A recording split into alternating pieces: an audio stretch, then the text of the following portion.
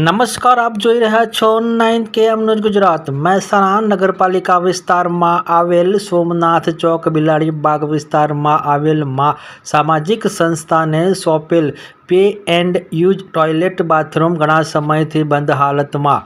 મા સામાજિક સંસ્થાને સોંપેલ પે એન્ડ યુઝ ટોયલેટ બંધ હોવાથી અહીં આવતા જતા લોકો ખુલ્લામાં ઉપયોગ કરતા અહીં રોગચાળો ફાટી નીકળે એટલી ગંદકી રેગ્યુલર જાળવણી કરે તેવી અહીંના વિસ્તારના લોકોની માગણી ઉઠવા પામી છે। વિશેષ માહિતી રામભાઈ પટેલ, મહેસાણાથી।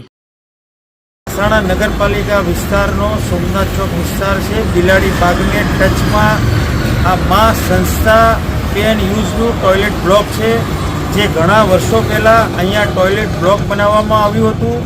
આજની તારીખમાં આ જે મા સામાજિક જે સંસ્થા જે પે એન્ડ યુઝ ચલાવનાર વ્યક્તિ આજ તારીખ સુધીમાં એમને ઘણા વર્ષોથી જોયા નથી, ના તો એમનો કોઈ પ્રતિનિધિ અહીંયા સાફ સફાઈ કે અહીંયા સંડાસની વ્યવસ્થા ટોટલ બંધ છે। પણ જે મૂતરડી જે ખરી એ મૂતરડી તો ટોટલ અત્યારે હાલ બંધ હાલતમાં છે, કારણ કે લોકોએ અહીંયા બહાર પેશાબ કરવો પડે છે। અહીંયા નગરપાલિકા તરફથી કોઈ સફાઈ થતી નથી।